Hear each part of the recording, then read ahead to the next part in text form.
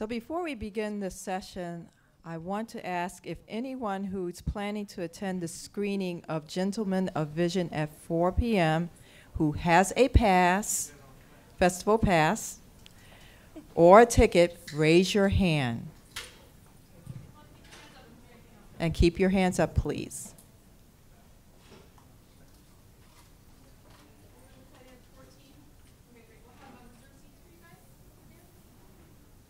Okay, very good. Is it 2 p.m.? Or we're counting down? Okay, we've got 1 minute.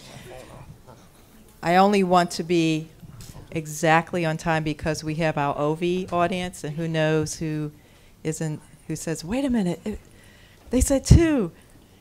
So I will speak slowly.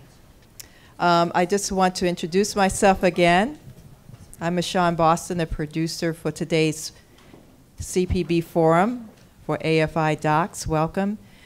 Again, thank you to the Corporation for Public Broadcasting, and thank you, Sylvia Bugg, for hosting a table on behalf of the Corporation for Public Broadcasting, which is presenting you this forum, and also the screening at 4 p.m. of Gentlemen of Vision. This is a very exciting film. This is a wonderful film, and there are wonderful people behind it. But I will be brief because Eliza Licht, who is from POV, is going to introduce the panel for you. I will introduce you to her. So welcome back. It is now 2 o'clock. And this is the final session of the CPB Forum. It is documentary, case study, Gentlemen of Vision, 9 Network of Public Media. 9 Network of Public Media is based in St. Louis, Missouri, or Missouri? Missouri. We're Missouri. We're Missouri. Missouri.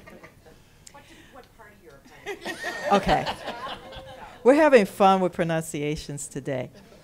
So, and they are presenting this wonderful documentary, which will broadcast on the World Channel, which has broadcast on the World Channel, worldchannel.org. And we're waiting for Chris Hastings to arrive, but in the meantime, we do have a member of the Gentlemen of Vision STEP. Is it a team or dance company?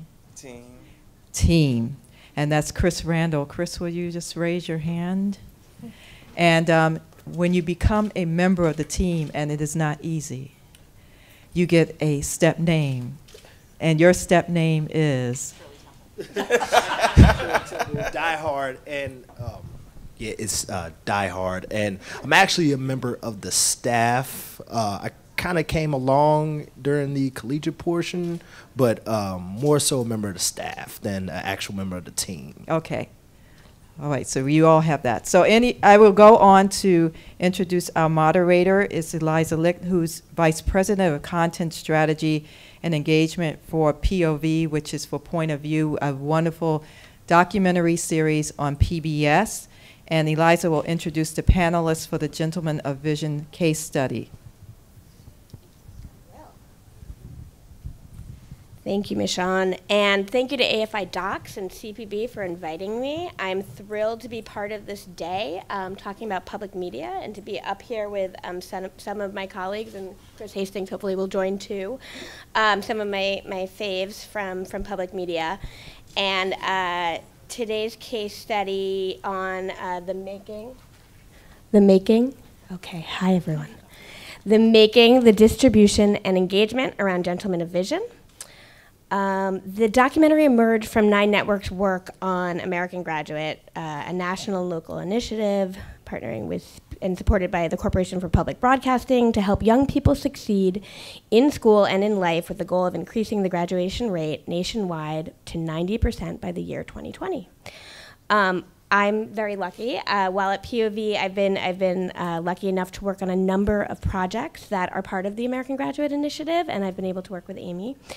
Most recently, a film called All the Difference that was directed by Todd Lending and EP'd by Joy and Wes Moore that followed 2 young men, Robert and Chris Sean, from South Side of Chicago through their junior and senior years at Urban Prep, the first all-male public charter school in the U.S., through their college graduations and beyond. And I was a large part of the engagement campaign for that film that focused on first-generation college students, their mentors and programs that supported them, and also this idea of reframing the narrative that's out there about young men of color to make sure that we are also lifting up stories of success and achievement. So enough about me, but I did want to provide some context as to why I am here. Let's move on to this beautiful panel. I am going to do, as everyone does, I believe, have the bios themselves. I'm going to do just a short intro, say your title, and then if we could go down the line and you can just sort of say your involvement with the project yourself. So this is Amy Shaw. She's the Senior Vice President of Engagement and Content at the 9 Network of Public Media. Yes. So my role with the film is the executive producer, and I'll tell you a little bit more about Gentlemen of Vision, how we came upon that work, what it has evolved into, and the work of American Graduate across the country. Next we have Frank Popper, who's the director of Gentlemen of Vision. Frank Popper, I'm a co-director, along with my partner in crime, Jim Kircher over there, Okay. Photographer and editor. Then we've got Marlon Wharton. He's the CEO and founder of Gentlemen of Vision. Yes, Marlon Wharton, founder of Gentlemen of Vision, also high school guidance counselor, which is kind of how I was able to be in a school environment to get the idea to formulate the program. And then it's Chris, and Randall, Christopher Randall. Yeah, Chris Randall. I'm the operations manager for Gentlemen of Vision. I also serve as the head coach for the middle school step team that you'll see in the film, Young Men of Vision. And I was a police officer. I was a school resource officer, which allowed for me access and connection to Gentlemen of Vision at the time of its founding. Wonderful. Thanks so much. So since this is a case study, we are going to start watching the trailer.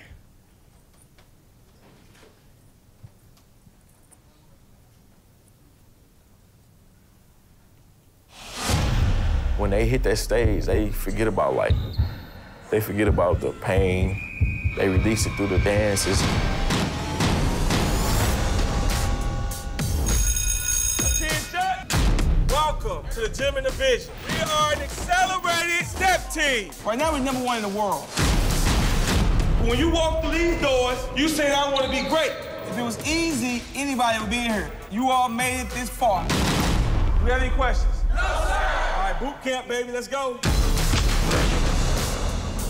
Right around the corner was the Bloods, and right down the streets was the Crips. 1 foot in GOV and 1 foot in the streets. You're not gonna be able to have it both ways. He was like, I ain't gonna give up on you because I see something other people don't see in you. This is a lifeline for whatever you're going through. You get locked up or caught up and it's your fault, I'm done with you. We have a lot of work to do. Are we ready to practice? He's hot-headed. You better get ready, boy. Irrational. This is a disaster. Rewind, we're doing it again. Everybody talking about the GOV team. Are they coming back to defend the title? What's stopping you? When we go put our product out, we want you to be like, wow. Felt like this is the last time you're ever gonna do it. You couldn't see the Gentlemen of Vision.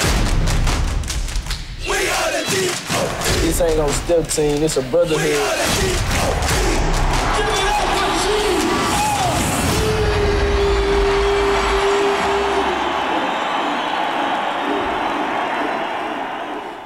Wow. Very powerful. I just want to take a, for those of you in the back of the room, how was the volume on that clip? Good? Okay, great. Okay, so, oh, perfect, yeah. Amy, I wanted to ask, for those in the room that maybe are not as familiar with American Graduate, if you could talk a little bit about that and then how the project came to be. Okay, so American Graduate is something that started in 2011. It was an investment and an imperative from the Corporation for Public Broadcasting, and it was grounded in this idea of high school graduation, 90% high school graduation by 2020. And it has evolved into really a movement across public media, and it's been a very powerful opportunity for public media organizations to work deeply in their local communities around the priorities and outcomes for young people. Again, anchored by high school graduation, but what really has evolved is this idea of cradle to career. And we've had the unique pleasure in St. Louis. We are the PBS affiliate in St. Louis, and we're a very strong local station, but we also have some competencies in the national space. And the Corporation for Public Broadcasting engaged us to lead the national initiative, working with, over time, 100 public media organizations to help those local stations become deeply connected to the local issues around young people in their communities and build capacity to be essential and relevant. And really this idea of aligning all the assets that public media has to help improve outcomes. Network of partnerships in local communities, local content creation aligned with national content creation, which is where we get involved with POV, Independent Lens, and a host of other national producers. NewsHour has an ongoing segment. So it's really this alignment of all of the assets of public media, so that when people in our local communities hear American Graduate, they know that it's about young people as opposed to individual titles.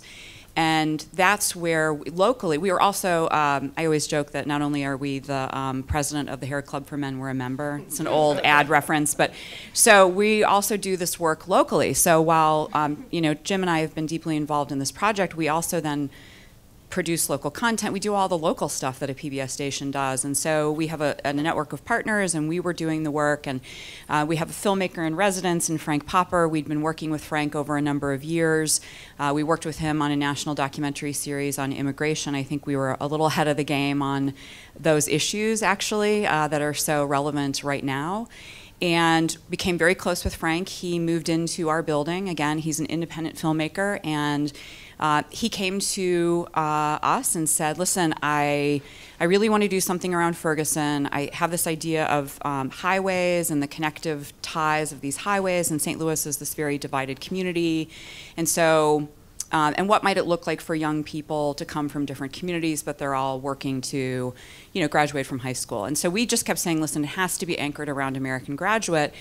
And what happened as a result of that was we did some, he was doing casting, and somebody he knew got him connected to Riverview Gardens. We didn't meet Marlon yet, and Frank got tape of 4 young men.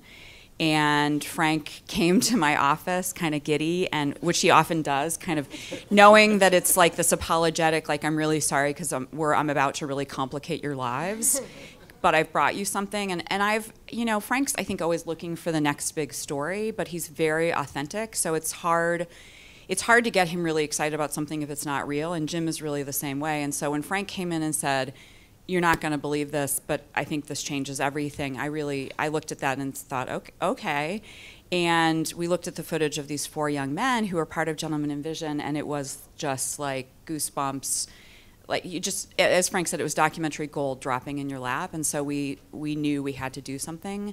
And so we pivoted pretty hard, and we still produced the 30-minute program, but it became secondary, and Gentlemen in Vision really became primary. And we had some resources based on our local and national work in American Graduate from the Corporation for Public Broadcasting. We cobbled together local philanthropic dollars that had been contributed not necessarily for this film, but we knew that this film could be a great anchor, and that's exactly what it's done. Thank you. I want to welcome Chris Hastings joined us. He's the executive producer and editorial manager of the World Channel and theworldchannel.org. Chris, welcome. Thank you. Sorry I'm late. If you just want to very briefly just state your participation in this project. Well, World Channel is a national broadcast channel that is an enhancement to PBS around the country. And as part of a partner of PBS and to public media stations around the country, 9 Networks is one of our partners. And so I was there in St. Louis many months ago during an American Graduate event when I think this idea of this documentary coming to fruition was an idea. And so Amy and I are friends, and she kept telling me about it, and every year we do thematic programming around education and American Graduate, and so we saw this as an opportunity to give it its broadcast premiere. And for those of you who know about World Channel, I'm happy to tell you more about it, but our goal is to really bring some of these local stories to a national platform. And from everything that I saw on the ground in St. Louis, through Amy's enthusiasm to the work that we do ongoing 365 days a year, it was a good fit. And I'm hoping that, you know, we're going to be able to air it again nationally. Hopefully we'll be able to stream it with Amy and team to get it out there to more communities. So I'm just excited about the project. Yeah, I think that's the great. story That's of great. how it was made is just Perfect. awesome. Thank you, Chris. Frank, I want to come back to you and just sort of say kind of what was the impetus? What got you excited? Why did you know you needed to make this story? Well, sometimes, you know, as a documentary filmmaker, sometimes you have an idea and you go to it and you think, okay, that may work. And other times they come to you. This was like a gift from the gods to me. We were not expecting this at all. It was like what Amy said. We were working on another doc. We were just doing research, pre-interviews, when we wound up in Marlon's office interviewing these kids who were wearing combat boots. Right. And their stories were unbelievable. Riverview Gardens was at the time an unaccredited school district. And yet these kids are telling us things about how they're on the STEP team and they've won national awards and all of that. I didn't know what STEP was at the time, but the stories that these kids told were absolutely unbelievable. There's a character in there by the name of Prodigy. That's his STEP name. And his story was his mother is a drug addict. He has sickle cell anemia. And he was at the time 16 or something like that, 17, and he's talking about like how he navigates his days. He says people are coming in out of the house. We don't know what they're doing there.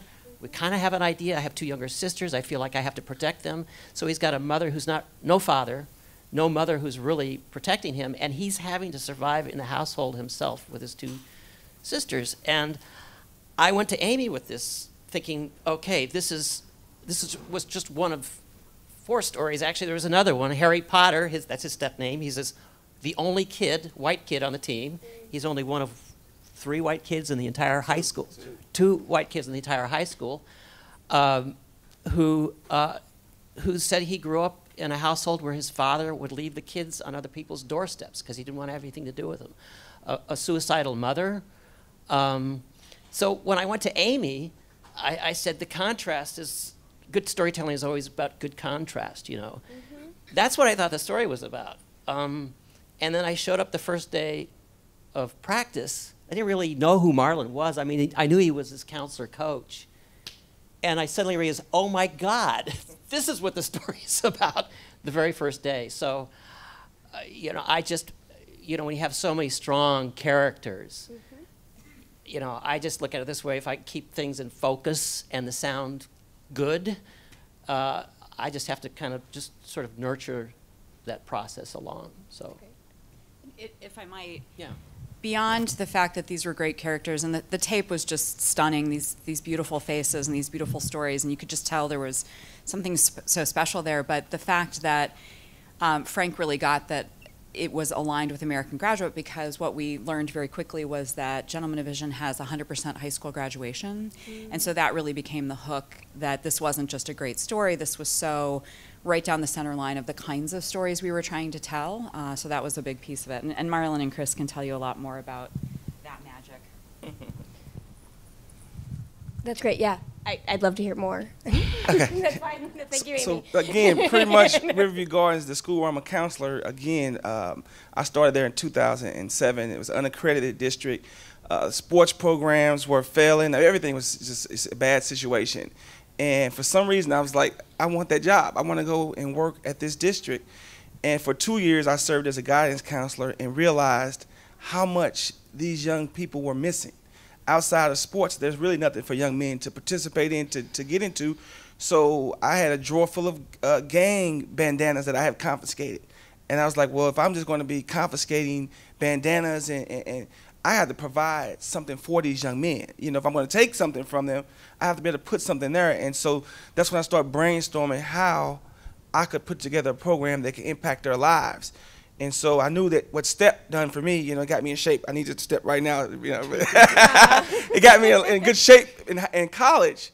So I just started formulating a lot of ideas to see what can keep these young men's attention. And I'm talking about the rest was history. Like the first year we started the program, we didn't anticipate we were national champions. I'm like, wait a minute, we're already champions, So where do we go from here? And so it's just been a lot of hard work. And so for PBS to come in and film this and be a part of this, when really we were just doing it. We were not talking about it. We weren't in front of the news cameras. It was just like in a cafeteria, step practice, mentoring these young men, trying to change lives. And so for it to be here now, it is a huge blessing. And when Frank was there, how did that affect sort of the kids? Was it something that they were always aware of? Did eventually the camera kind of fade into the background? When I first heard of the documentary coming and it's like there's gonna be cameras at practice, I was like, that's messing with our mojo. We got a formula. We have a winning formula. We win national championships. We do this well, and we're about to throw an X factor into what we do. And I'm not sure if I'm not 100% on board, but I'm a Marine and I followed my leader's decision very well. And I was like, okay, boss, let's go. And first day, maybe okay, you'll run into Frank, or you'll run into John or something, but after that, I think just not only the coaches but the kids they disappeared into the background, and it literally like they were a part of the team to the point where we even gave them step names. So oh, that's great. Oh, can you share Frank and Jim's step names? Well, I know Frank's is Indiana Jones. All right, I love it. Indiana Jones. I can't remember Jim's. Rolodex. That's right. Rolodex. Very good. Thank you. I just got a step name last night. Yeah. I got a step name last night because I was kind of disappointed because obviously Jim and Frank were around a lot. I'm not as much around, but I remember going to one of the very early practices and Frank was there shooting and I, introduced myself and I could tell Chris was sort of like, I could tell you were not totally on board with this. He's warmed considerably since then, but also, when we met them, they had been approached by reality show producers. And so I think my competitive side came out to say, I can't believe that they would have fidelity to their souls. And that was really, I think, a guiding force for us was to have fidelity to who they were and what they were trying to accomplish because it was, again, so aligned with the public media work in American Graduate. But my step name is Boss Lady. Absolutely.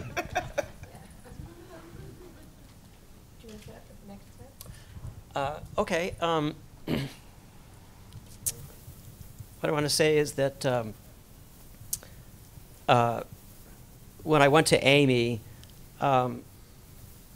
anytime so a process of making a documentary film is a process of discovery. And you have an idea of what the film is about, and then you start making the film, and it changes. And then you start editing the film, and it changes again, and that's exactly what happened. I'm going to let Jim chime in here for a second here, but, well, I'll just set up the clip and you can talk afterwards. But when we did our first cut, Chris, was the broadcast. And Jim, the TV side, we'd say, Jim, we're trying to figure out what this film is about. And Jim would always say, it's about 56:46. So, 56 minutes and 46 seconds. Yes. But we didn't really, we kind of had an idea. We knew what the film was about. And then when we made the first cut and saw the whole thing and realized, oh my God, no, this is what the film is about. The film is really about something deeper than we realized when we were filming. And that what these gentlemen are doing here is they're creating a brotherhood, a family in a community where sometimes family doesn't exist. And so this clip you're about to see was not in the first incarnation and sets up the whole idea of the core of the film. On the road this year? Yeah. On the road this year? On the road this year? Y'all said y'all was practicing, but y'all didn't keep y'all word. If you can get 40 black males into one place without no arguments and nothing violent, just to keep us stepping and stuff, that's a good mentor. All right, at ease. There are a few people who are on their way out of the organization. They either missing my practices or they hear this, they got a smart mouth acting like they on the street. You still act like you in a game. This is the wrong place for you. Go ahead and give it the Crips and the Bloods, if that's what you want to do.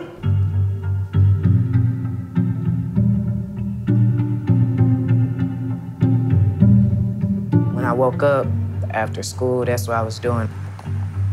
Hanging with gangs, you know, specifically Bloods. It's two different worlds. You involved in this and you involved in that, and sometimes you gotta make a choice. You're not gonna be able to have it both ways. I can only speak to what I know, and I know that like kids die. Bad things I did.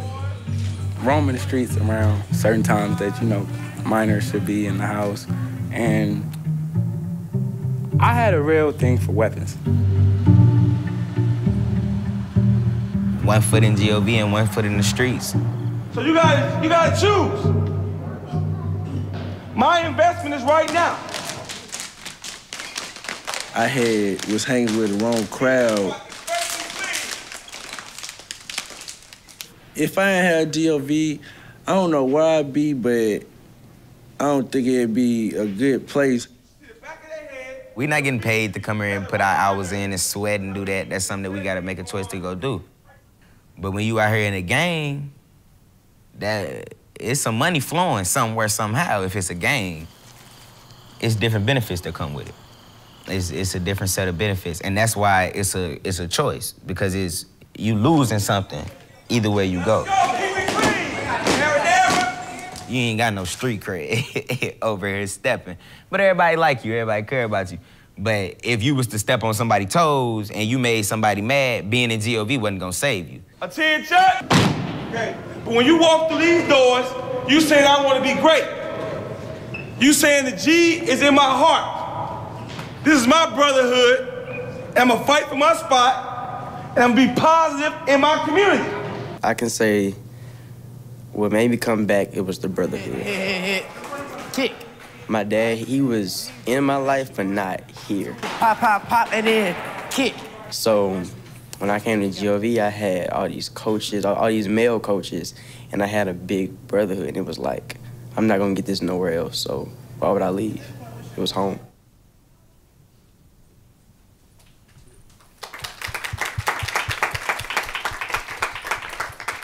I just want to say, when we first started talking about this film, and it was about these young black men overcoming the odds, and I said, I think I've seen that film a number of times. I don't want to see it again. Let's see what we can do with what we have. It's not the Bad News Bears. It is overcoming certain things, but initially the story sounded familiar to me, and I think that was my skepticism, and it was like, we've got to make this something that we didn't make it so, we just found something I think that we hadn't seen before. So I think that's what we set out to accomplish. You know, we were having a conversation last night over dinner and just kind of exposing how the root cause, root meaning of the story of Gentleman of Vision was playing out. And it took me back to a conversation that me and Mr. Warden had a long time ago. And it's inherent in what we do as an organization. The stepping we kind of took that from the fraternity, sorority, the stepping that they do in college and that they do to bond and unite themselves. Me and Mr. Warden are both a part of the same fraternity, Alpha Phi Alpha Fraternity Incorporated. And we learned these principles that, it's more than stepping and partying and all this good stuff, but the stepping is just is an exercise of not only our discipline, but it's an exercise of our brotherhood, how unified we are. And so more so than the step and the skill that these kids gain, because when they start with us, they don't have any experience in it at all. They're fresh. They've never done it, almost never seen it before, and they, over the course of a year, we make them national champions, the best in the world at something. And the highest skill that I want to say that we probably do is just the installation of brotherhood. Brotherhood is the next closest thing to motherhood, and they got to have it. And if they're not going to get it from us, they're going to get it from somewhere.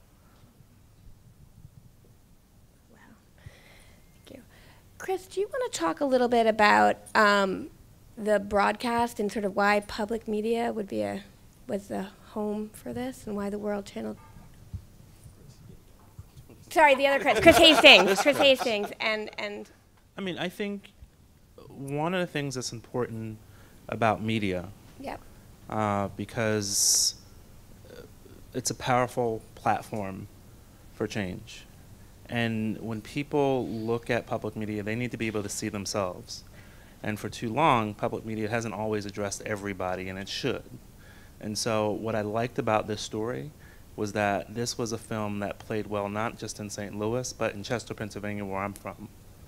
And so it's important that we get these images out there, because the images that you're seeing, you know, they're beautiful stories. There's a beautiful story here. There are beautiful people here, but the cycle of what's going on within our communities, you know, our stories aren't getting out there in a robust way.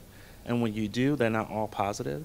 But to be able to see images within public media of change, of positive things happening, this brotherhood concept that you brought up, we need to see that. You know, we don't necessarily see that in everything that comes through different media platforms. So when we think about why this is important for public media, is because we're showing a diversity of image, you know? And so the more, like we're talking about this one story, I hope this will open up the pipeline for other stories like it that come out there from other communities. So, and just again, the story of how this has been made is important. The partnership of how this was made is important to know. And that will, I hope, educate others, other filmmakers, to know that they can go to their public media station and go and capture these stories more often. Yeah. Whether it's Chris, I'm not sure, or if it's Amy, to talk a little bit about the engagement around the project. The engagement was sort of naturally built in, and that was also part of the beauty of this, is that because CPB funded American Graduate, and there were so many stations that were dialed into the work of American Graduate, and this was branded as American Graduate, it became a natural connection. So we knew already that distribution, the national distribution on the World Channel would be important. We also fed it to stations so that they would do screenings and have conversations in their own communities, and also apply it to the network of partners they had in their local communities. Locally, we worked with our associate producers to create short form content in advance. And we have a digital producer who's on maternity leave right now, Aja Williams, who was instrumental in getting it on social media and making sure that it was connected. She also happens to be just the immediate past president of the National Association of Black Journalists in St. Louis, so she got it connected to her network. And so really there was this engagement around the right conversation, the right connection to high school graduation, the right connection to showing stories of men of color who were, you know, just working to have great lives, which is a universal story. As Chris Hastings mentioned, these are universal stories. This isn't just about St. Louis.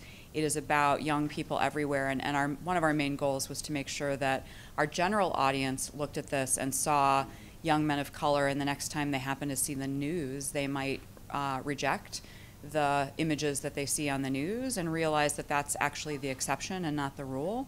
And the rule really needs to be the work of gentlemen of vision. And so the engagement around that was really anchored in that. So on air, online, in the community, and then our network of partners built in with people like Big Brothers Big Sisters, local partners like Beyond Housing, Wyman, which is a national organization as well. We also were very fortunate this year. Mr. Wharton and 10 of the young gentlemen of vision actually were invited to open up the National Mentoring Summit here in Washington, D.C., and performed in front of 1,100 industry professionals who are in the mentoring business. And so that was a great engagement strategy, too, so that people could start talking about it. So it's been this organic in many ways and slow rolling. And, you know, I guess in our lives, Jim and I at the station, you know, we sort of do things, we move on to the next thing, but I've had to really slow down a whole lot. And Frank has been instrumental in that. And I think Chris Randall and Marlon Wharton as well, to help us understand, like, this is really a long-term thing. So while we did a lot of things around the film, the ball is still very much rolling, and we're going to continue to really leverage that for more exposure for gentlemen of vision, more exposure on the kinds of stories that we're telling. And Marlon and Chris, why did you agree to this? Were you excited about it personally? And kind of what has it meant, and has it changed anything? I mean, I knew that this type of work needed to be seen by a bigger audience, you know, and I had actually talked to Randall about it. He thought it was crazy. I'm like, man, we need to eventually get somebody to come in and video what we're doing, because year in and year out, I mean, before we had all these goals, we would look up 100% of these guys graduate, 90% of them first generation college students. You know, we looked up, we had all these results, but we were just grinding, just working hard. And so I said, well, man, we need to get somebody to actually come out and video this. You're crazy, Ward, you're crazy. I'm like, no, we need to find somebody that can really capture what we're doing. And before I know it, Frank was in my office, having a conversation about the possibilities. And I explained to him that we were approached by the reality show folks, and that we were uncomfortable with that, creating cat fights. And, you know, we're about results. We're trying to help these young men. And so when Frank kind of told me what he thought could happen with this, I was real comfortable with that. And so the rest is kind of history. We met Amy, and here we are. Yeah. Like, what is your hope that people will take away from seeing the film? Or do you have one? Yeah, my hope is that, you know, the world is really struggling with solutions to young African-American males right now. You know, school systems, what are we doing? What do we do with these young men?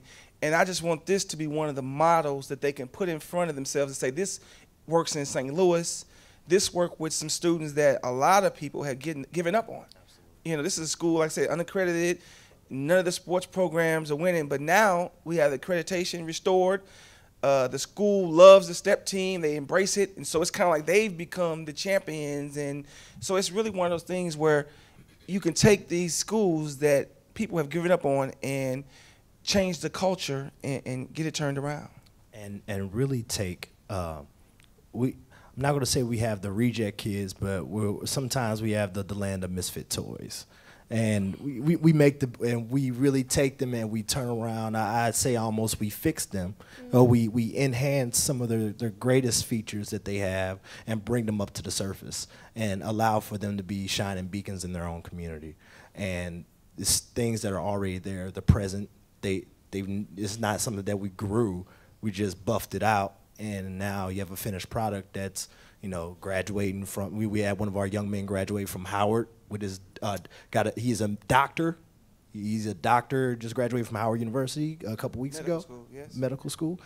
We got a young man in law school. We have gentlemen in grad school and colleges all across the country. We have police officers now. It's amazing, and just really impressive work.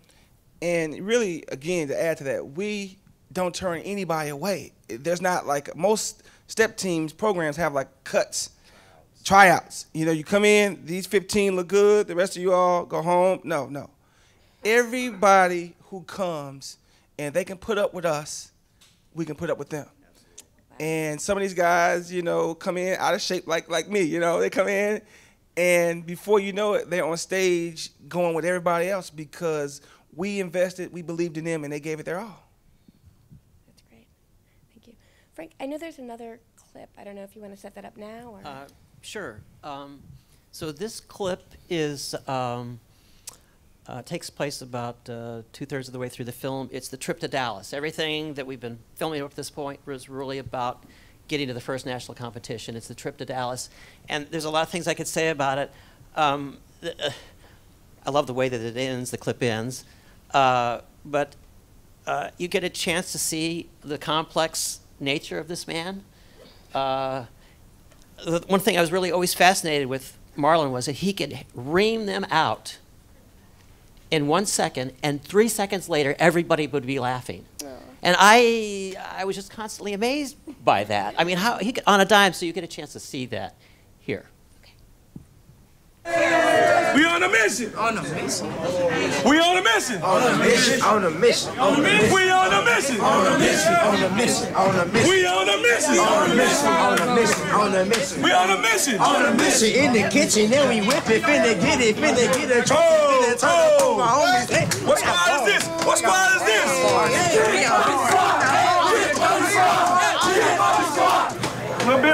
winner from Millerville. We all trying to win the same title. And we can't have you all disagreeing and getting into it with each other, sir. We cannot have that. What kind of trip is this? Business trip. Let's take care of business. Cool? Shake my hand. Thank you, sir. Have a seat.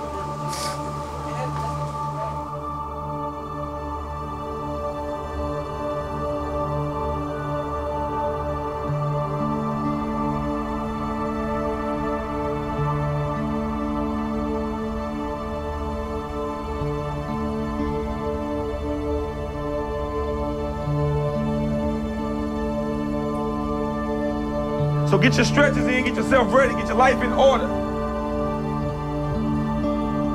And do we have some emergency inhalers? Do anybody have any inhalers anywhere around? GOV to the backstage area, please. GOV to the backstage area.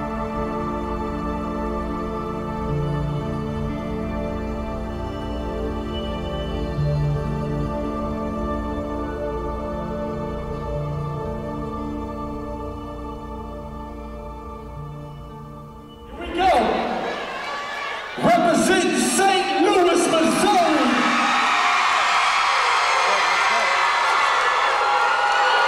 The high school boys division starts right now. Give it up for GOV.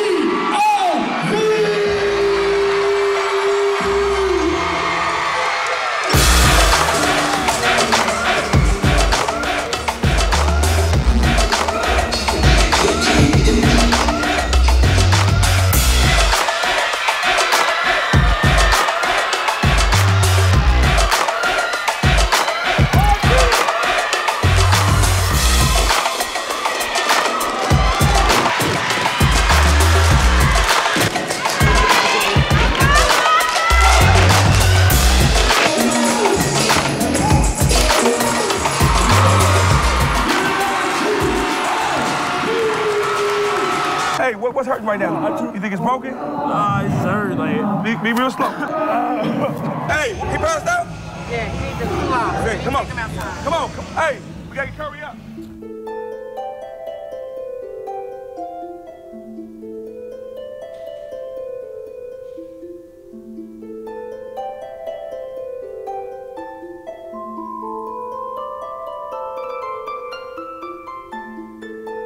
Open your eyes, brother.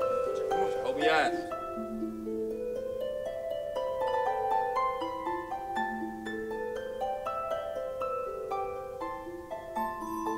You're gonna be dabbing. Go ahead, baby. Grab my handles. Hey, y'all left it on stage, man. Y'all delivered Harry Potter. You threw his ass and you caught his ass. That's all I can ask. Now listen, you, man, you. I love you. Okay? I'm proud of you. I want you to stick to this positive stuff. Leave the streets alone, man. See? These guys love you, man. You gotta leave the streets alone. This is family. I love you. Get that boy. Senior year, you don't get this back. You don't get this back, boy. You don't get this back. But it's in your memories for life. Give it up, ladies and gentlemen, for your high school champions, sophomores, 10th anniversary.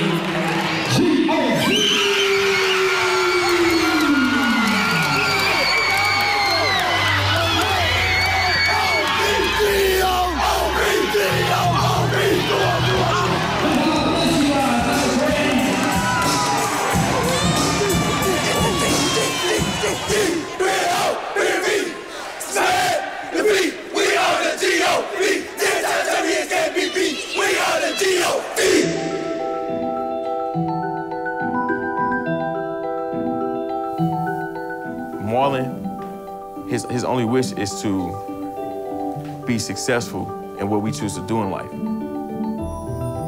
They need to know that nothing's going to be given to you. You have to work for whatever it is you want.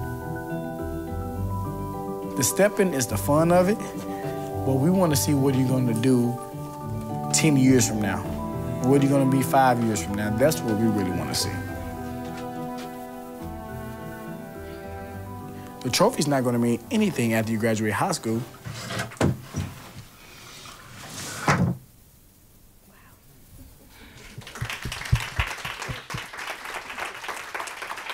Can I? You go ahead. I remember just like talking about just the film and how everything was gonna go. And I remember like getting asked a question, you know, you guys win a trophy every single step show. If we have multiple step shows, we just came out of a step season. We came out on top and probably walked away with at least 6, 7 trophies. And we do that by almost average of 10 shows a year, 10 shows a season. But we don't have a physical building that we don't have a GOV building. There's no headquarters. So where everybody asks, where did the trophies go? Well, whoever's basement. No, we put them in the basement. We put them away. Like, oh, why aren't they on display? Because that's not, you know, what's important. What's important is our guy that just graduated from med school down the street. Our guy, those are our trophies. So, yeah, just I think that was awesome the way you put it together. Yeah. What's it like watching that, Marlon?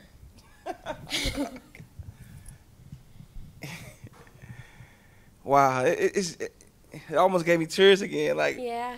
Because, you know, that was a special group that young men that we just saw, and they really sacrificed a lot. And so I know some of you all going to see the documentary for the first time today, so I don't want to ruin it, but it was a journey that particular year, just seeing where these guys come from and what they have to go through to get to the end. So, yeah. Have you, I'm sure you have, done a hometown screening with folks, and do you want to talk a little bit about that? So we did a premiere screening at Harris-Stowe State University of the 5646 version, the original version. But because Jim and Frank are overachievers, they were very unsatisfied. I mean, it's great, but they both really, I think, were a little itchy to tell a bigger story, and so then did the film festival version. And Frank, because of his nature as an independent filmmaker, has been on the film festival circuit. He had a very successful film. You can talk a little bit about that. But so we really want to do a screening in St. Louis, and for it to be really the GOV crowd. And it was, it was like one of those, I don't know, this last year with this film has been incredibly special. I mean, I feel like the bonds that we've developed with the Gentlemen of Vision, again, this was never in the plans. And I was saying last night, like, how was I living my life not knowing you guys? It's like, it's just, and I feel like I know Frank and Jim feel the same way, and Jeannie, Frank's wife, it's been really like a family affair. But the most satisfying thing was it was nerve-wracking, and I know for Jim and Frank especially, it was nerve-wracking to debut the film in front of people who really know the story of Gentlemen of Vision and the guys themselves, and they were just, I mean, I felt like they were on cloud nine. And I felt very proud because I felt like Jim and Frank had really captured their souls, and we could rest easy that we hadn't told a story that wasn't about who they were. It was something that they could use to advance their goals and attract more guys, attract more dollars to support the work. So yeah, we did. And then we were part of the St. Louis International Film Festival as well, and screened to a very large crowd, which was great. It was also, again, a lot of the guys' mothers and families, and it's like, I was sitting next to, in the screening at Harris-Stowe, to Quentin, who has since become a police officer, and I was so nervous the whole time because, it's the inside stuff, and so that's where, again, I think magic of storytelling. So. Can I also say that this wasn't just an effort to show a part of the black community to the white community. I think within North County, which is where you guys come from, and Riverview and Ferguson and all of that, their own community didn't know this story. I'm not sure your superintendent knew the story, right? And I've said this in a number of things, and I truly believe it. This is not, for me in St. Louis, and I'm a local guy. I'm not a national film producer. I'm a local guy. This is part of my community, and I'm proud of these guys. And we often see it as something going on in their community or something going on in our community. The point of this is our community in St. Louis, and I should be as proud of this as you are of what I do. So what are, yes, right, yes. What are the rollout plans? I know it's already been broadcast. It's doing some festivals. where can folks see this? Yeah. So, again, this is, as Jim said, we're local people. And so while we do a lot of national work with other public broadcasters, this came a little bit as a surprise that it would keep growing and the momentum would keep going. And we're incredibly honored to be at AFI Docs. I can't tell you how thrilled and pleased we are. And again, thanks to CPB for making this possible and to AFI for including us. We feel overmatched because there's a lot of filmmakers who do this for a living and really get their films out nonstop. That's not what we do, but we feel very passionately about how universal this story is. So we've been approached by a number of different folks who are interested in distribution, international distribution. We really feel like this is a story that would do well internationally. Especially when Jim covered Ferguson extensively for our work in St. Louis at the 9 Network and, covered the day of Michael Brown's funeral with all of the broadcasters from across the world. And really the way he covered it was like, these guys are going to be gone next week. And they were gone. And, we remain. And so we want that story to be told across the world that these are the stories that really are emblematic of the kind of work that's happening in St. Louis to make it a better place, to use the natural assets that we have, these young men, to continue to invest. So distribution, again, looking at more national broadcast again, because the original version was an hour, this is more extended, and I loved the hour version, but this version that anybody's gonna see today is really like the pieces fall into place really nicely. So, we'd also like to get some investments so that we can continue to tell more stories like this. And so. That's great. Okay, so. GOV2? Yeah. Yes, GOV2. Talk about what we talked about last night. About South Africa. Yeah. Oh. We're kind of in talks. Great. No, Yes. we're kind of in talks with a gentleman. He works with the Dr. King support group, and they want to come in and teach the gentleman of vision, a lot about King and his vision and his nonviolence. And through that, they want to take these guys to South Africa, where Step originated. Gumboot dance is where it originated from.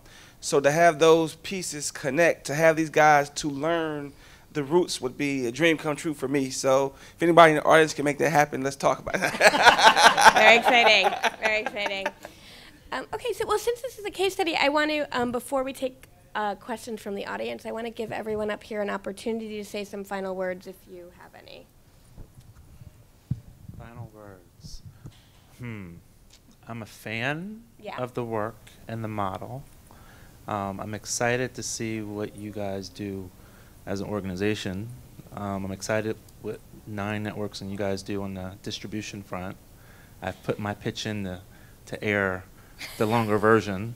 But I think, you are now, everybody in this room, you are now a fan. Go tell the world about this film, because as you distribute it further, you're going to need these advocates to let people know that they should come and see this film. So those are my final words as a fan. That's great. First and foremost, I'm grateful to American Graduate, to PBS, to Amy, to Frank, to Jim, to just everybody that's been a part of this process, because, like I said, initially we had been doing the reality show thing, and I hated it, and just kind of going with the flow, and I wasn't really sure how the documentary thing was going to go. I just saw cameras again, and I was like, well, here we go. But the way that everything was executed, just from day one changed my mind. So it wasn't like it took 2 weeks, 3 weeks. First day, first camera, changed my mind. And you guys did a great job, and I just can't wait to see where it goes from here. I just want to thank everybody for coming to just be here and have this discussion with us about Gentlemen of Vision. And I'm just excited to see the documentary again today. I haven't watched it in like a month, so it's all new to me again. So see you all in a little while. I guess the only thing I'd say is I like telling stories, character-driven stories. I'm not an issue-driven individual. If I wind up being involved in a film that tells a great story, it seems to inevitably wind up in that category. It finds a home in which more people want to learn about it. But basically, I'm just looking to tell a good story that appeals to people's hearts. And I have this flaw in me that I look for lovable people doing big things the camera loves, and then I fall in love with them, and hopefully the audience falls in love with them as well. So. And I want to say thanks to Frank and Jim. Again, Jim, I was really hesitant to bring Jim in on this because he was working on a whole bunch of other things and had a full portfolio. And so, but Jim and Frank had worked together in the past, and Jim really jumped in because we knew we needed him. And I'd put in a pitch for independent filmmakers working with their local public television stations. I think sometimes it's hard to break into that, but this is pretty magical because I think, Jim has some core competencies around, the deadline and the fidelity to American Graduate and the issues, but also a great storyteller. And so I think the duo really is magical. And so I feel like if that happens in more communities across the country, it's this untapped resource. And I just, again, my first meeting with the Gentleman of Vision, besides the tape that I watched of the 4 young men, was we had an event that the Corporation for Public Broadcasting sponsored in St. Louis, and it was all the stations of American Graduate. There are 34 of them, and it was this magical time where all these people who are so passionate around the work, and we kind of on a lark said, well, we're doing this big dinner in this commons area, it's outside, and what if the Gentlemen of Vision come and perform?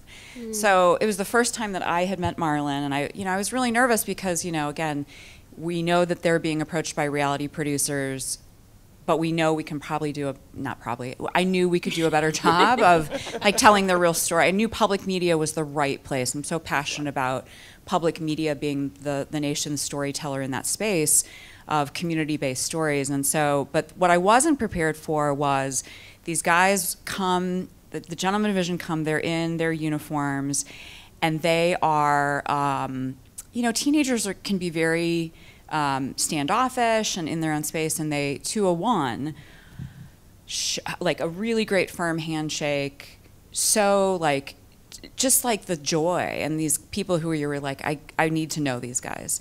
And then to meet Chris, and to meet Marlon, and to meet the other coaches and mentors who were there, it was oh my gosh. And then where we knew really something big was going to happen was the Gentlemen of Vision perform, and the audience of public media staff, the American Graduate stations, are oh my God, this is great. So we knew we had an audience. So I just want to thank everybody who's made it possible and who opened up their lives, and Frank's wife Jeannie and Jim's family, who had to endure a lot of time away from, and for Frank for riding a bus 2 times, and our associate producer John, who also rode that bus, who's a little bit younger, but I'm sure that was no fun. I wound up in the no sleep zone. Yeah, so again, this is not our usual thing, so this is a pretty magical ride, but it isn't just about the film, it's about them, and that, the story is still being told. Thank you. Now I want to open it up to questions from the audience, so is someone? That's great. Maybe right front and center. Hey, everyone. My name is Jared. First of all, thank you all for making this film. I'm from North County, St. Louis, and so I know Aja. So when I say I saw this on the schedule and I was like, I got to go see this film, I cannot wait to see this. So I'm so thankful for the work that you all have done. My question for Frank and Jim is, what was the hardest part for making this film, for you making this film? And was there anything, we talked about how long it was there anything left on the cutting room floor that you wish you would have included in this even longer version? I'll start by answering the last part of your question. The character who shows up in the trailer, his name is Tyle McNary. He says you can't have it both ways. You got one foot in the street, one foot on, in GOV. The first time I met him, every time I showed up for shooting, I would put a microphone on Marlon and just kind of stay close to him. I wouldn't go too far. And I'd been filming for months, and in walks Tyle one day, and Marlon comes up to me and says, put this on Tyel.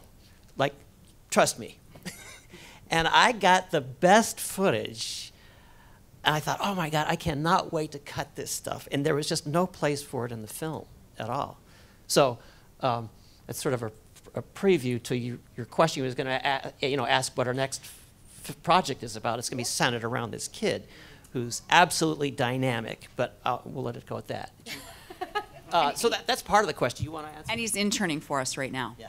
Woo! Well, Frank did really the hard stuff, which was the field work and the videography, the photography. And so the hard stuff was really the fun part. Is trying to make it work, and that's kind of where I step in. I'm in the credits as the story editor because I'm the one who tries to clarify and to help out and put scenes together.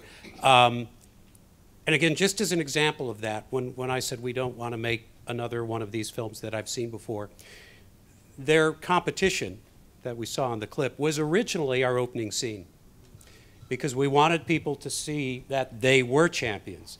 Not are they going to be champions, and when they win, they're going to be, right? We didn't want that. We wanted to say, these folks are champions. Now we switched it around. But I think that's, I mean, yeah, because you're always switching it around. Yeah. And it does go back into what its more appropriate chronological place. But that, for me, is always the hard part, but that's what we do. So that's, I think, the fun part as well. That's great. Yeah, again, the real grind was all Frank and John riding those buses with all those kids. Us too. Yeah. That's great.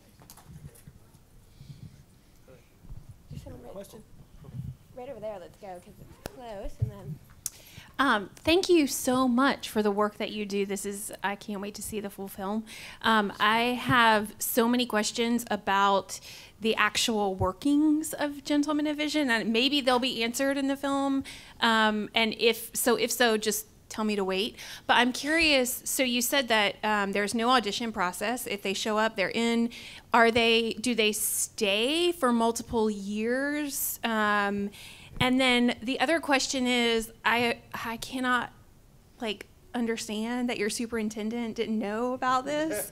And so I'm curious, what have you all seen, what has Gentlemen of Vision seen since the film? Have you gotten more support from, it sounds like from the school, but from the system? And have you been able to use this to leverage more resources for your group?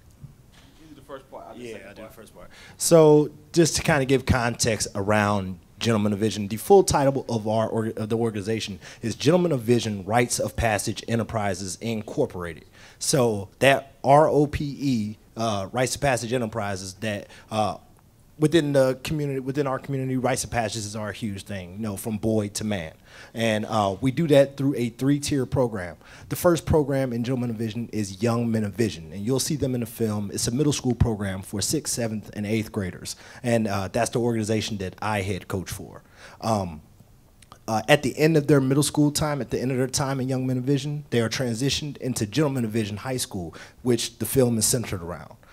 So most of the boys that you see that see in the green and gold in the GOV, they've transitioned from the middle school program, the young men, into the GOV. But they can also come in either year of their high school year, the first year, second year, third year, or fourth year. It could be their first year in Gentlemen of Vision. At the end of their time in Gentlemen of Vision, and they enter into the collegiate realm, they go off to college. They're transitioned at the end of their senior year into the collegiate program of Gentlemen of Vision. So 3-tiered, and that's just kind of how the functional operation of Gentlemen of Vision, Young Men of Vision is operated. So I'll leave the other half of that to Mr. Ward. Okay, so initially we've been through a couple superintendents trying to get this accreditation turned around. The first superintendent actually and the co-superintendent did not like the program at all. They pretty much gave us the boot. And we took the program to the community center around the corner and we operated. We became national champions, and the school district heard about it, and they started seeing it in the newspaper. Next thing you know, we're in some big meeting about, let's talk about this Gentlemen of Vision thing again. So that superintendent was gone. New superintendent came in, and that's kind of, it kind of was like, as a new superintendent, you just kind of, all this stuff is going on, and then he heard about us and saw us. He loved us, actually. He came in my office and said, man, I watched the documentary. I cried with my parents. I cried. And he said, my parents asked me, you need to give that man a raise. And I looked up to say, what about the raise? He was already gone. He had left my office. I'm like, wait a minute. So now he's on board. I mean, he loves the program right now. Yeah. Yes. That's great. I have a question from Ovi that we received on Ovi. Yes. Is there any update on where they all are now? I guess they are the young men we see in the film. Yes. Most of our young men go to college. So the gentlemen that were featured, three or four of them at Lincoln University right now. One of the gentlemen who was supposed to go to Howard ended up getting accepted to UMKC. He's in the pre-med program there. Another one of the two of the gentlemen are in community college in St. Louis right now. And did I leave out anybody? Oh, and Harris Stowe has a couple of those guys, just one from that group. And then, yes, other person is at Jefferson College studying music, drumline, the guy that said he had a thing for weapons. So I guess the drums, that's his new weapon, yes. Hi, great presentation. You guys are obviously very passionate about what you do and about the step dance program at the school. You talk a lot about the power of step dance to help these young men improve their lives, go into better things. So I'm wondering, in your opinion, what is it about step dance in particular that gives it that great power, that great influence, and how does it compare both in your school and on a broader level to other activities like sports and drama? So what happened is that stepping was really practiced hugely among fraternities and sororities on the college level. High schoolers about 10 and 12 years ago kind of discovered it, and it's kind of like swept the nation, where actually the high schools have more teams and more involvement than even the college level now, and they've actually gotten a little better at the fraternities and sororities at it because they're doing it almost year round, and so it's huge right now. And what was the second part of that? How do we get them to kind of buy in? What Randall was saying earlier is that for young men, it's a hard sell, because I played baseball a little bit, I played a little soccer, I played a little football, but here's stepping. Did I see the movie Stump the Yard? Yeah. So they have some kind of reference. I've seen Stump the Yard, I've seen School Days, but they don't really know what they're really getting into. But for young men, there is this thing where they want to belong to something.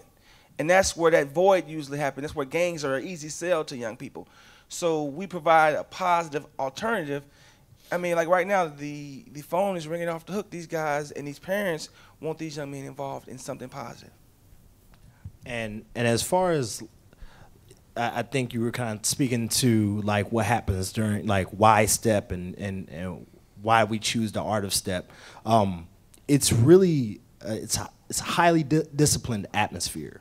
You know, it's kind of like a boot camp atmosphere. You know, it's not like your typical dance studio, 5, 6, 7, 8, No, it's very, well, I like well, I've definitely had a spouse or two dancers, ballet dancers, and so I got to witness it firsthand. But to see that and see a dance studio and a tap studio, it's like, you know, those are rigid environments, but it's a very like highly masculine, and it's something that from the outside looking in, you know, a young child from the inner city sees dancing and he's like, oh no, I'm okay, I'm good. I'm not going to involve myself.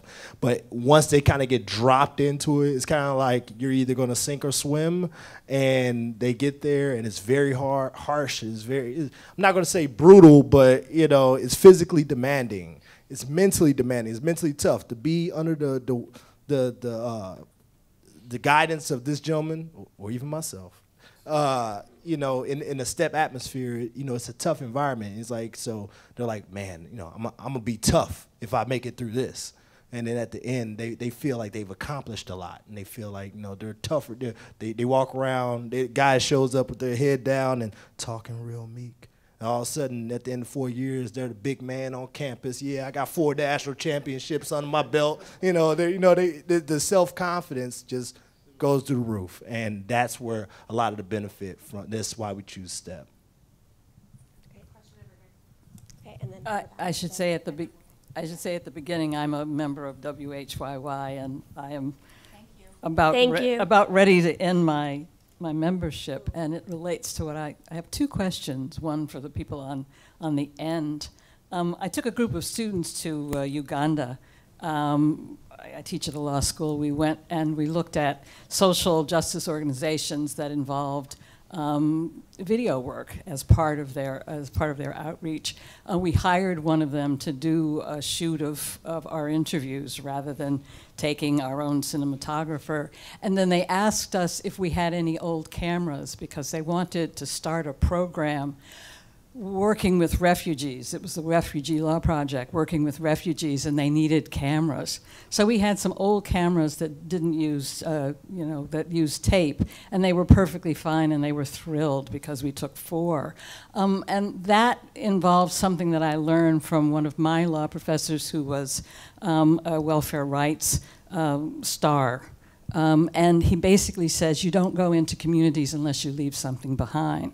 And I want to know what it was that you're doing at the school to leave something behind in the way of media arts training, equipment, something so that the kids can make their own videos, begin to tell their own stories.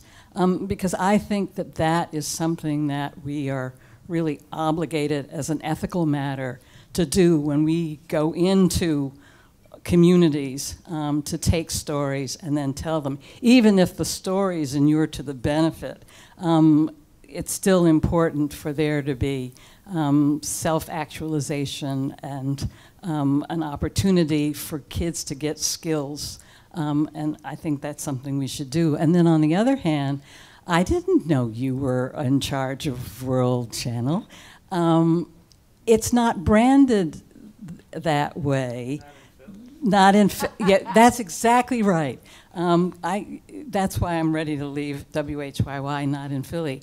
So I guess I was wondering what, if anything, people like me can do to help with the branding of World Channel. I run the documentaries in the Law Project at Penn Law School. I have a big 300-seat auditorium that I can call on at almost any time. I'm going to give you an email address.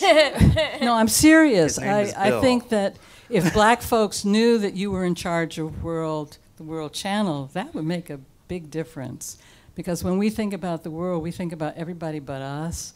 We think about everybody but us and Africa, which is why I took the students to Uganda. Are y'all recording her? That's why she's on the mic. Okay, because I think it's important that the way World works is we count on the local station. So when we think about World Channel in St. Louis, it's 9 Networks World. And so the work that we're doing in Boston is meant to pass through to the local community, and how they embrace it locally, that's sort of the important thing.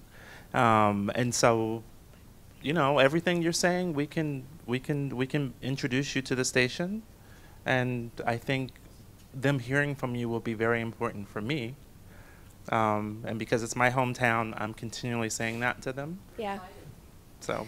Yeah, thank you. And also I want to give Amy an opportunity. And yeah, so Chris is right. In St. Louis, it's 9 World, and we have a really great partnership. And World is a very popular channel in St. Louis. And we've been able to put local content on World. We also use interstitial content, which are those shorter messages, so they're local messages. So, you know, we regard it as one of our core properties. So I appreciate that you appreciate it, because we have felt that way from the beginning, and we get a lot of viewership from it.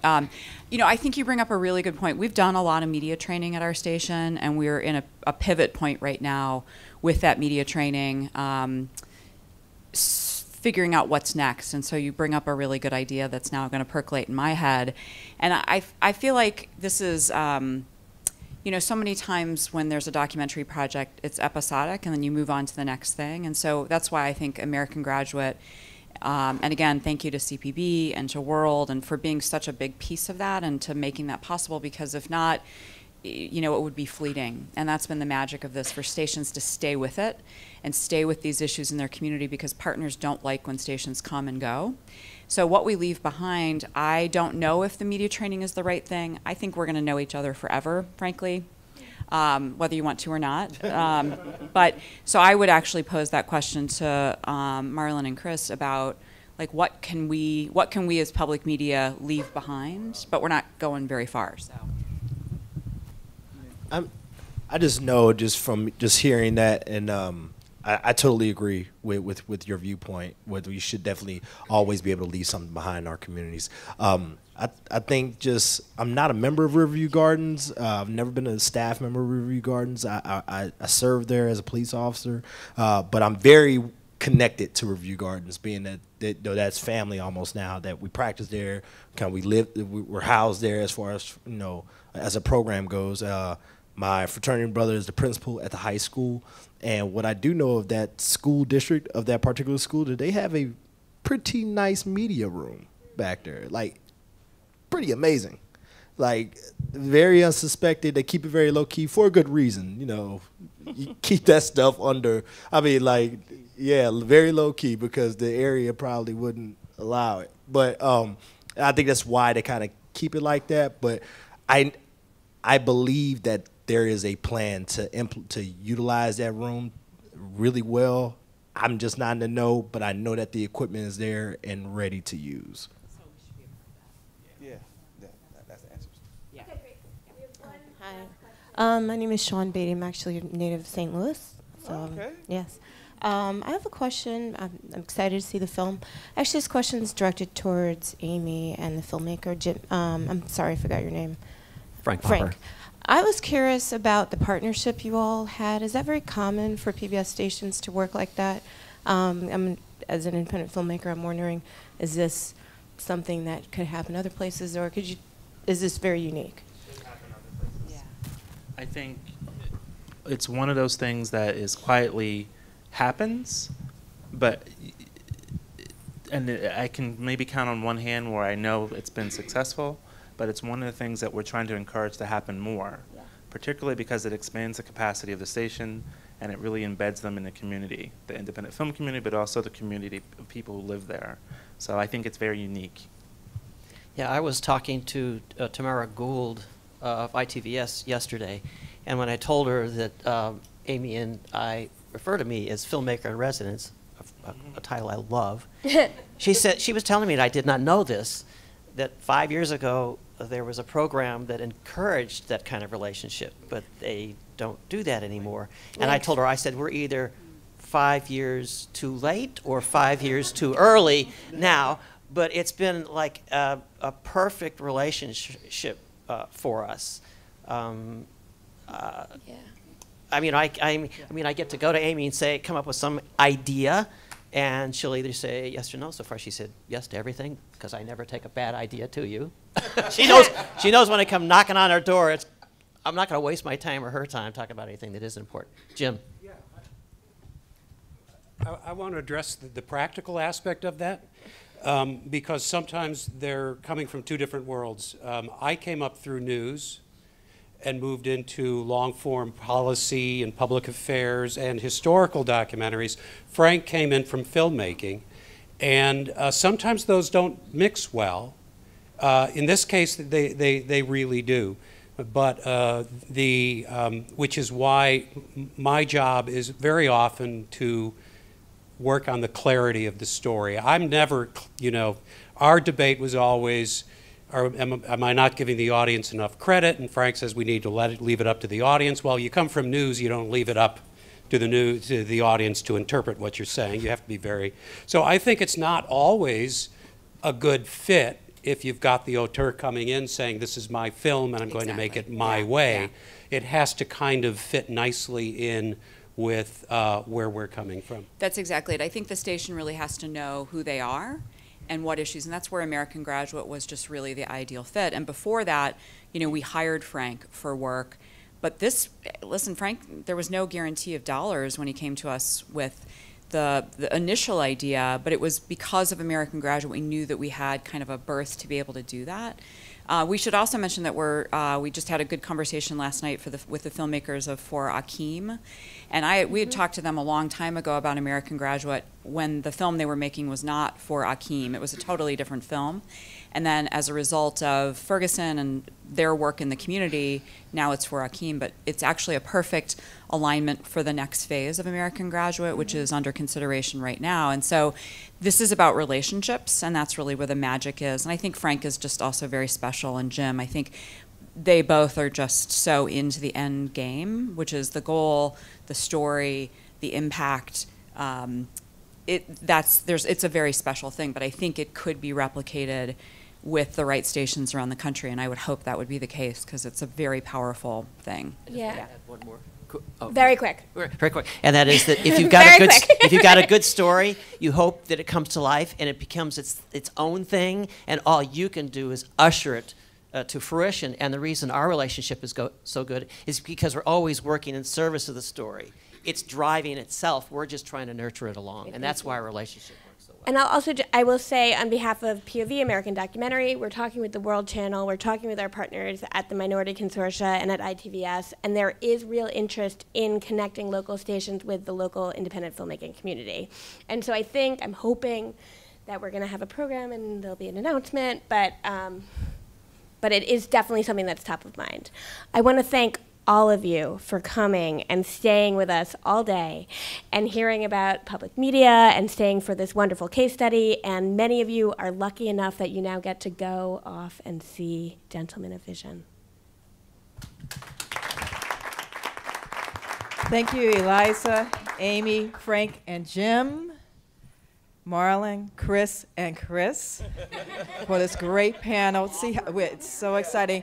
They have to run to the East Street Landmark Theater for the screening of Gentlemen of Vision. I understand it is tight, meaning sold out, like tight, nearly. So you all want to get going, but I want to thank everyone who joined us today for the case study of this wonderful film, and also on OV for joining us for the forum, today's forum. Thank you, the Corporation for Public Broadcasting, Nate and Sylvia, who are here, and everyone who's been involved. I also just want to talk to you.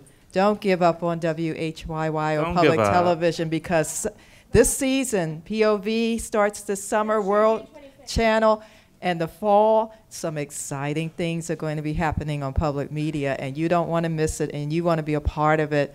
And so, trust me on this. Trust me on this. Public media is going to be hot. It's always is. So thank you for joining us. And I'm losing my voice, but have a great evening.